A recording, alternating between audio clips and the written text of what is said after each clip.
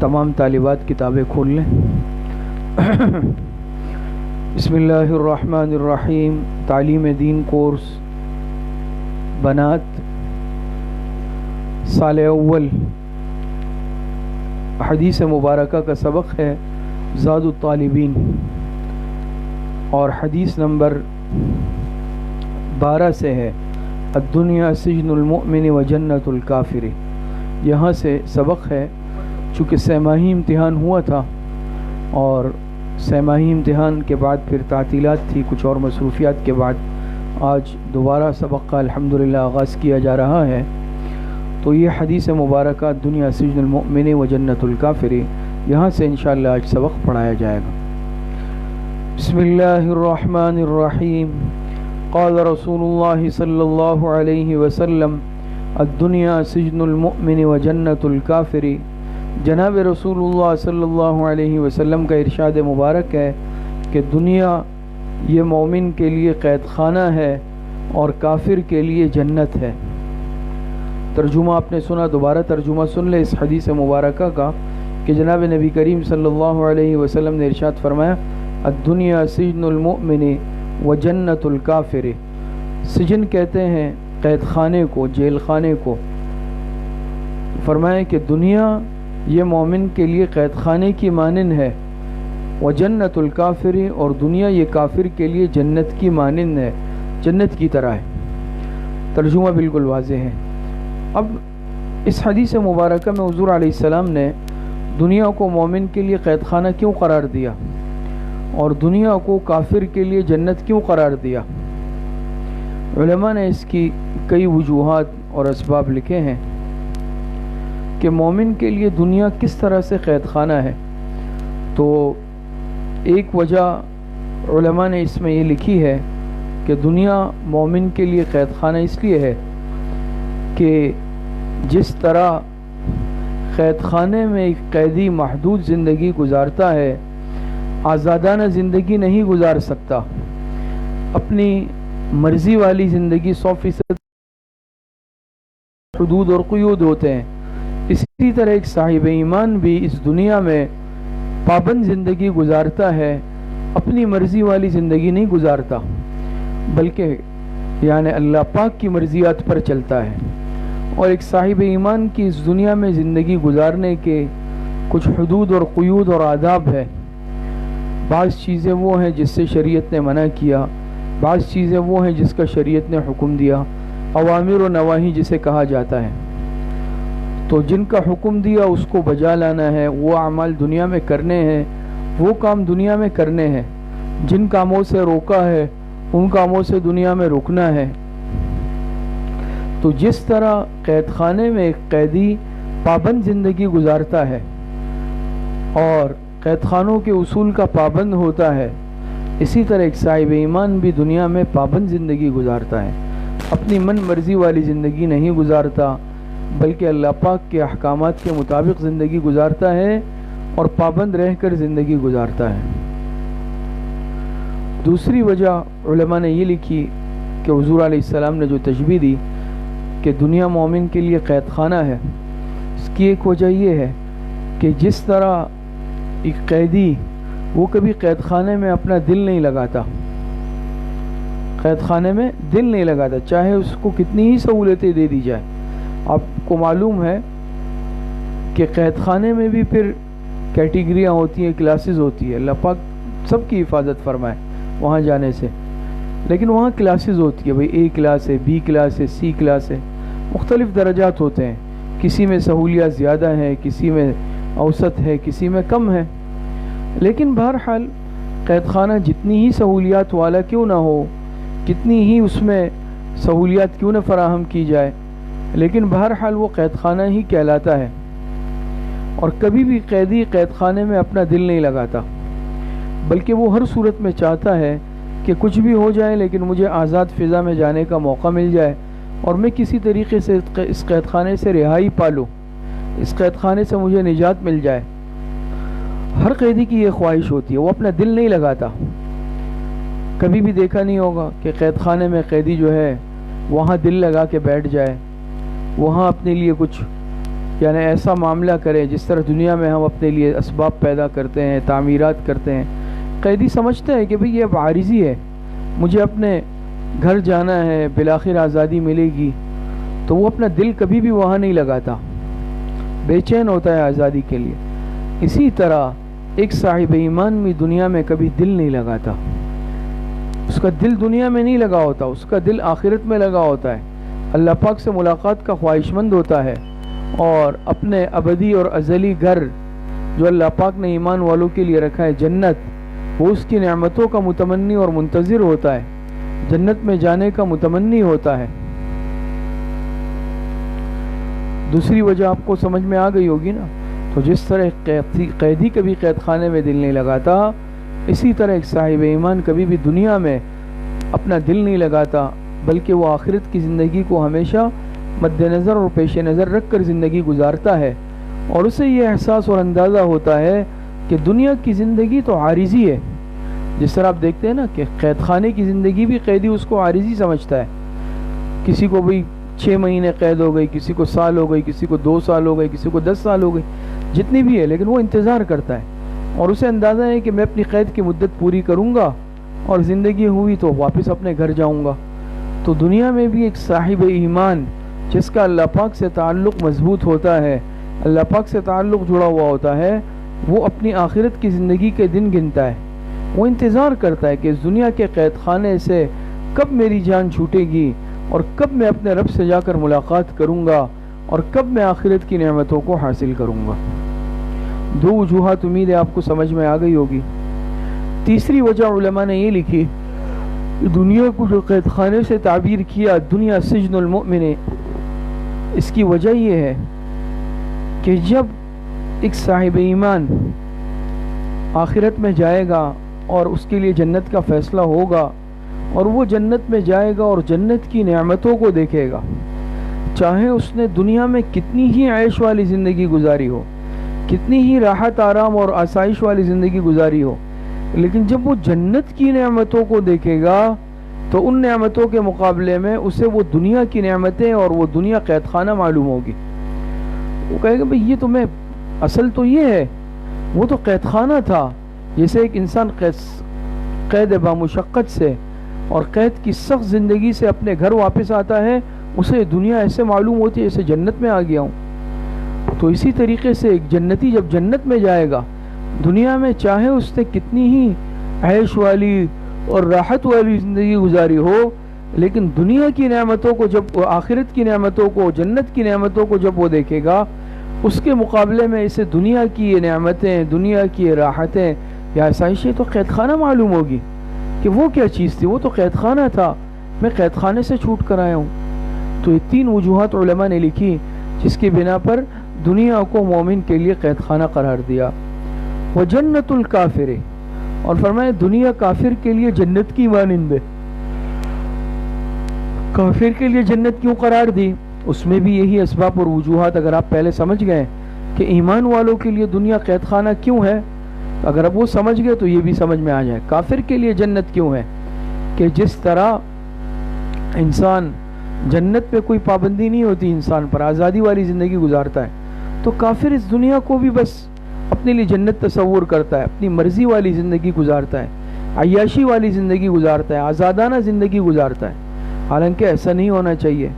دنیا تو پابند زندگی ہے، جب انسان دنیا میں پابند زندگی گزارتا ہے تب آخرت میں جنت ملتی ہے، لیکن کافر کے نزدیک، چونکہ کافر کے سامنے آخرت نہیں ہے، اس کے نزدیک صرف اور صرف دنیا ہے سب کچھ، وہ اس دنیا کو ہی اپنا سب کچھ سمجھتا ہے، اپنا اصل مقصود سمجھتا ہے۔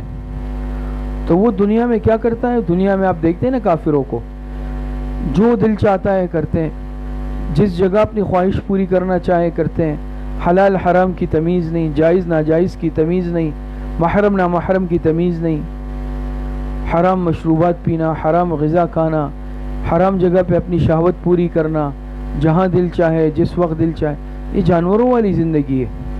تو کافر کے نزدیک تو بھئی دنیا ہی جنت ہے، جو کرنا ہے وہ کہتے ہیں بھئی یہیں پہ کر لو، عیش اڑا لو، مزے کر لو، حالانکہ ایسا ہونا نہیں چاہیے۔ اسی طریقے سے ان کو جنت اس لیے کہا کہ جس طرح ایک ایمان والا اصل اپنا اشتیاق جنت میں جانے کا رکھتا ہے۔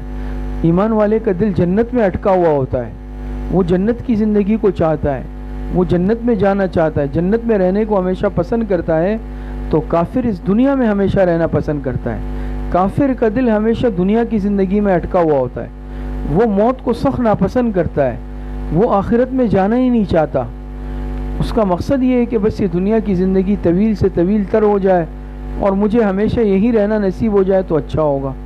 حالانکہ ایک ایمان والے کا، صاحب ایمان کا مطمع نظر اور سوچ یہ نہیں ہے، زاویہ نگاہ یہ نہیں ہے۔ لیکن کافر کے نزدیک چونکہ دنیا ہی سب کچھ ہے اور وہ کہتے ہیں بھئی دنیا میں ہی عیش اڑا لو، جو کچھ ہے اسی دنیا میں، اس کا دل ہر وقت دنیا میں اٹکا رہتا ہے، اسی لیے وہ موت کو ناپسند کرتا ہے، وہ موت نہیں چاہتا، وہ صرف دنیا کی زندگی چاہتا ہے۔ اور اسی طریقے سے جب یہ کافر جہنم میں جائے گا، کافر جہنم میں جائے گا، چاہے دنیا میں اس نے کتنی ہی سخت زندگی گزاری ہو، بالفرض مشقت والی، تنگی والی، افلاس والی، پریشانیوں والی، مصیبتوں والی، لیکن جب وہ جہنم کے شدائد کو، اللہ پاک ہم سب کی حفاظت فرمائے، جب وہ جہنم کے شدائد کو دیکھے گا، جب وہ جہنم کی مصیبتوں کو دیکھے گا، اس کے مقابلے میں اس کو یہ دنیا جنت محسوس ہوگی کہ میں تو جنت سے ہو کر آیا ہوں۔ کیوں؟ آخرت کی سختیاں ہی اتنی زیادہ ہیں، آخرت کے مصائب ہی اتنے سخت ہیں، اللہ پاک ہم سب کی حفاظت فرمائے، اسے دنیا جنت معلوم ہوگی اس کے مقابلے میں۔ تو یہ تین وجوہات آپ کو سمجھ میں آ گئی۔ تو فرمایا الدنیا سجن المؤمن و جنت الکافر، دنیا ایمان والے کے لیے قید خانہ ہے اور کافر کے لیے جنت ہے۔ تو اس حدیث سے ہمیں یہ سبق ملتا ہے کہ دنیا میں انسان پابند زندگی گزارے۔ اگر کوئی صاحب ایمان چاہتا ہے آخرت میں عیش و عشرت والی زندگی ہو، راحت و سکون والی زندگی ہو، قبر میں، حشر میں، آخرت میں آرام والی زندگی ہو، اس کے لیے پھر کیا ہے؟ انسان کو دنیا میں پابند زندگی گزارنی ہوگی، اس کے لیے دنیا میں اللہ پاک کی مرضیات پر چلنا ہوگا، اللہ اور اس کے رسول کے احکامات پر عمل کرنا ہوگا۔ ایک حدیث میں آتا ہے نا، اسی زار الطالبین میں بھی ہے غالباً، کہ جناب نبی کریم صلی اللہ علیہ وسلم نے ارشاد فرمایا کہ حفت الجنت بالمکارہ وحفت النار بالشہوات۔ غالباً اس طرح کی روایت آتی ہے کہ اللہ پاک نے جنت کو ڈھانپ دیا ہے مکارہ سے۔ مکارہ مطلب کیا ہے؟ یعنی وہ کام جو مشقت والے ہیں، مصائب ہیں، آلام ہے، سختیاں ہیں، اللہ پاک نے جنت کو ڈھانک دیا ہے اس سے۔ جو دنیا میں پابند زندگی گزارے گا، صبر کرے گا، تقوی والی زندگی گزارے گا، تو وہ جنت میں داخل ہو جائے گا۔ اور اللہ پاک نے جہنم کو ڈھانپ دیا ہے شہوات سے، خواہشات سے۔ دنیا میں جو خواہشات والی، من مرضی والی، شہوات والی زندگی گزارے گا، وہ جہنم میں داخل ہو جائے گا۔ تو بہرحال حقیقت بھی یہ ہے کہ دنیا قید خانے کی مانند ہے، اور وہی انسان کامیاب ہوتا ہے جو اس دنیا کو اپنا اصلی گھر نہ سمجھے بلکہ دنیا کو قید خانے کی مانند سمجھ لے۔ اور قید خانہ ہی ہے، جس طرح قید خانے میں آپ دیکھتے ہیں نا کہ لوگ آتے جاتے رہتے، کل ایک قیدی ہے وہ آزاد ہوا، نیا قیدی آ گیا، اور اس کے بعد وہ چلا گیا، نیا قیدی آ گیا، آتے جاتے رہتے ہیں، آتے جاتے رہتے ہیں۔ تو دنیا بھی اسی طرح ہے، ایک آ رہا ہے دوسرا جا رہا ہے، ایک آ رہا ہے، کسی کی پیدائش کی خوشی منائی جا رہی ہے، کسی کی موت کا غم منایا جا رہا ہے، کوئی دنیا میں آ رہا ہے، کوئی دنیا سے جا رہا ہے، یہ سلسلہ لگا ہوا ہے۔ تو یہ تو عارضی زندگی کی علامت ہے، یہ تو ناپائیدار زندگی کی نشانی ہے، یہ تو قید والی زندگی کی علامت ہے۔ تو دنیا میں جتنا ہم اللہ پاک کے مرضیات اور احکامات پر چلیں گے، حضور علیہ الصلوۃ والسلام کی مبارک سنتوں پر عمل کریں گے، اوامر اور نواہی پر مضبوطی سے عمل کریں گے، اللہ پاک نے جن احکام کا حکم دیا، جن کاموں کا ان پر عمل کرے، جن سے روکا ان سے رکیں گے، تو آخرت کی کامیابی ملے گی، آخرت کی جنت ملے گی۔ یہ حدیث سمجھ میں آ گئی؟ آگے دوسری حدیث مبارکہ دیکھیں۔ بسم اللہ الرحمن الرحیم۔ قال رسول اللہ صلی اللہ علیہ وسلم السواک مطہرۃ للفم ومرضاۃ للرب۔ جناب نبی کریم صلی اللہ علیہ وسلم کا ارشاد مبارک ہے کہ مسواک یہ منہ کی پاکی کا ذریعہ ہے اور رب کی رضامندی کا ذریعہ ہے۔ سواک سے مراد مسواک ہے، اور مطہرتن پاکی کا ذریعہ، پاکی کا منہ کی پاکی کا ایک آلہ ہے، ایک ذریعہ ہے۔ تو مسواک منہ کو پاک کرنے کا آلہ اور ذریعہ ہے، وہ مرضات للرب، اور رب کی رضامندی کا ذریعہ ہے۔ اس حدیث مبارکہ میں مسواک کے دو بڑے فائدے بیان کیے گئے، ایک دنیاوی فائدہ، دوسرا روحانی فائدہ۔ جسمانی فائدہ، ایک روحانی فائدہ، یہ ایک دنیاوی فائدہ، ایک اخروی فائدہ۔ اور وہ کیا فائدے ہیں؟ ایک ہے مطہرۃ للفم، یہ جسمانی فائدہ ہے یا دنیاوی فائدہ ہے کہ مسواک کے ذریعے سے انسان کا منہ دانت صاف ستھرے ہو جاتے ہیں، منہ کی پاکی کا ذریعہ ہے۔ اور دوسرا فائدہ جو روحانی فائدہ ہے، اخروی فائدہ ہے، وہ مرضات للرب، اور مسواک کے ذریعے اللہ پاک بندے سے راضی ہو جاتے ہیں، بندے کو اللہ پاک کی رضامندی حاصل ہو جاتی ہے، اور دونوں ہی بہت بڑے فوائد ہیں۔ مسواک یہ حضور علیہ الصلوۃ والسلام کی مبارک سنت ہے۔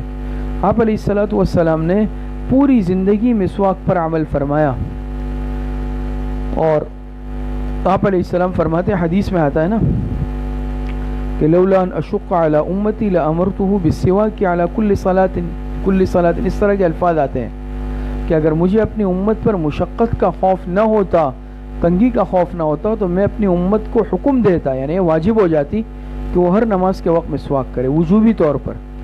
لیکن چونکہ آپ علیہ السلام نے تاکیدی حکم نہیں دیا وجوبی، تو مسواک کرنا واجب نہیں ہے لیکن سنت ہے، اور ایسی سنت ہے کہ آپ علیہ السلام نے پوری زندگی ترک نہیں فرمائی۔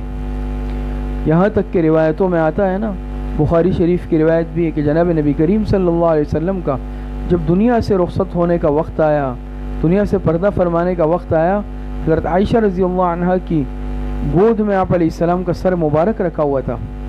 اتنے میں حضرت عائشہ رضی اللہ عنہا کے بھائی حضرت عبد الرحمن ابن ابی بکر رضی اللہ عنہ تشریف لائے، ان کے ہاتھ میں مسواک تھی۔ آپ علیہ الصلوۃ والسلام ٹکٹکی باندھ کر اس مسواک کو دیکھنے لگے۔ کمزوری تھی، نقاہت تھی، زبان سے آپ علیہ السلام نے کچھ ارشاد نہیں فرمایا، لیکن مسواک کی طرف آپ علیہ السلام کی مبارک نگاہیں جم گئی۔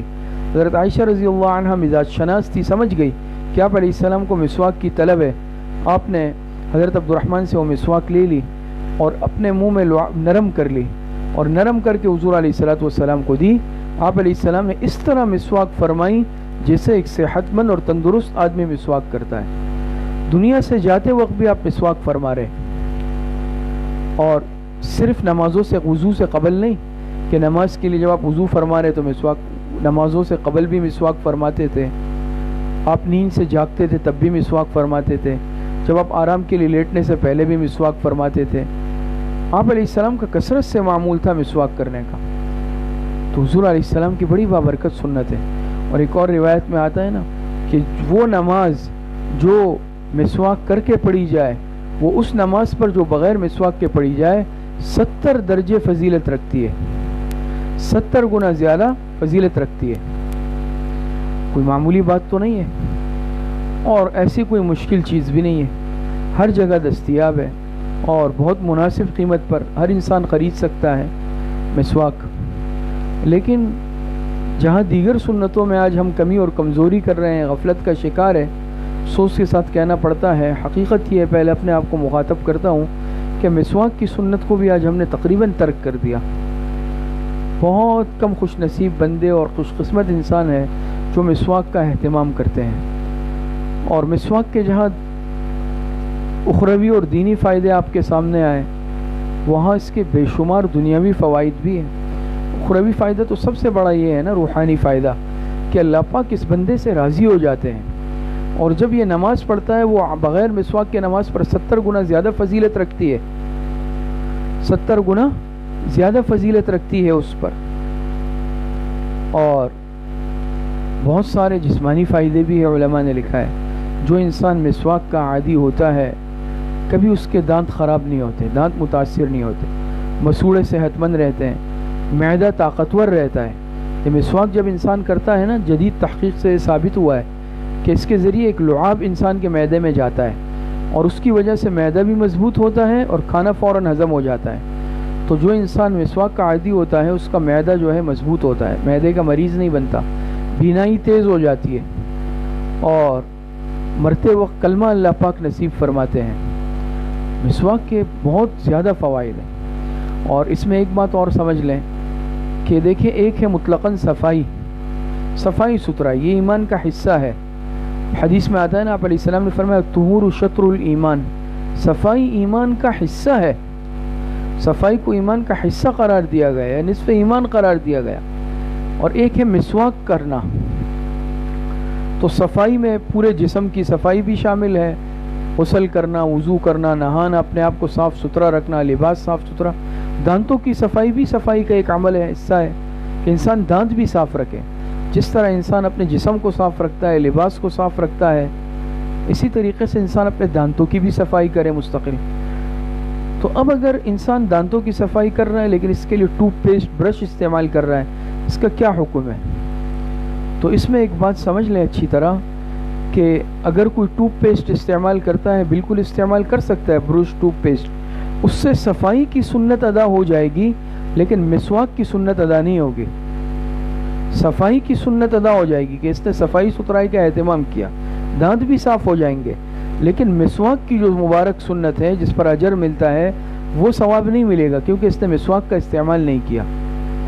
تو اس لیے انسان مسواک کا اہتمام ضرور کرے، صفائی کا اجر بھی ملے گا، صفائی کی سنت پر بھی عمل ہوگا، مسواک کی سنت پر بھی عمل ہوگا۔ اور اگر کوئی دونوں چیزوں کا اہتمام کرنا چاہے، دانتوں کے لحاظ سے، اپنی جسمانی کیفیت کے لحاظ سے، تو حرج نہیں ہے، مسواک ٹوتھ پیسٹ کا بھی اہتمام کر لے، برش کا، لیکن اس کے ساتھ ساتھ مسواک کا مستقل اہتمام کریں تاکہ مسواک کی سنت پر ضرور عمل ہو جائے۔ تو بہرحال مسواک کا بھی اہتمام کیا جائے اور اس پر عمل کیا جائے۔ پھر مسواک کسی بھی قسم کی ہو، عام طور پر پیلو کی ہوتی ہے، جو عام دستیاب ہوتی ہے پیلو کی لکڑی کی ہوتی ہے، جڑ کی ہوتی ہے، زیادہ یہ استعمال ہوتی ہے، ورنہ زیتون کی بھی ہوتی ہے، دوسری بھی لکڑیوں کی ہو سکتی ہے۔ مقصود یہ ہے کہ مسواک ہو اور دانتوں کی صفائی کا عمل ہو، اور پھر اس میں اس بات کا بھی اہتمام کیا جائے کہ اس کی جو موٹائی ہے مسواک کی، یہ جو چنگلی ہے، چھوٹی انگلی ہاتھ کی، کم از کم اتنی موٹی ہو، بعض دفعہ بہت زیادہ موٹی یا بہت زیادہ باریک ایسا نہ ہو، بہتر یہ ہے کہ اعتدال کے ساتھ ہو، درمیانی، اور اس کی جو لمبائی ہے کم از کم بالش برابر ہو۔ یہ جو ہاتھ کا بالش ہے نا، اگر اس کو کھولا جائے تو اس میں انگوٹھے کا سرا اور چھوٹی انگلی کا سرا، درمیانی حصہ جتنا فاصلہ ہے کم از کم اتنی لمبی ہو، اور اس کی صفائی کا بھی ساتھ اہتمام کریں۔ جب بھی مسواک کر لے پھر اس کو اچھی طرح دھو کر اس کو رکھ لیا جائے تاکہ پانی اس سے سب ٹپک جائے، خشک ہو جائے۔ اسی طرح وقتاً فوقتاً اس کا برش بنانے کا اہتمام کیا جائے، اس کو صاف ستھرا رکھا جائے، اور اپنے ساتھ مسواک جو ہے رکھنے کا اہتمام کیا جائے۔ تو یہ مسواک کی مبارک سنت تھی۔ دو حدیثیں آج ہم نے پڑھی، ایک الدنیا سجن المؤمن و جنت الکافر، جس میں جناب نبی کریم صلی اللہ علیہ وسلم نے ارشاد فرمایا کہ دنیا مومن کے لیے قید خانہ اور کافر کے لیے جنت ہے۔ اس کی ساری تفصیلات، تشریحات، توجیحات آپ کے سامنے آئی۔ خلاصہ اس حدیث کا یہ ہے کہ دنیا کو کبھی مستقل نہ سمجھے، دنیا میں اپنا دل نہ لگائے، کہ انسان دنیا میں اس طرح مشغول اور مصروف ہو جائے کہ آخرت کو بھول جائے۔ مطمح نظر ساری کی ساری کیا ہے؟ دنیا ہو، دنیا کی دوڑ دھوپ ہو، آخرت کو، اعمال کو، اللہ اور اس کے رسول کو انسان بھول جائے، یہ بہت ہی خسارے والی بات۔ دوسری حدیث ہم نے پڑھی کہ السواک مطہرۃ للفم و مرضات للرب، کہ مسواک یہ کیا ہے؟ منہ کی صفائی کا باعث ہے، اللہ پاک کی رضامندی کا باعث ہے۔ تو مسواک کا اہتمام کیا جائے، کثرت کے ساتھ مسواک کی جائے اور اس سنت کا اہتمام کیا جائے۔ اللہ پاک صحیح عمل کی توفیق نصیب فرمائے۔ وآخر دعوانا الحمدللہ رب العالمین۔ اب انشاءاللہ کچھ دیر میں سال دوم کا سبق شروع ہوگا۔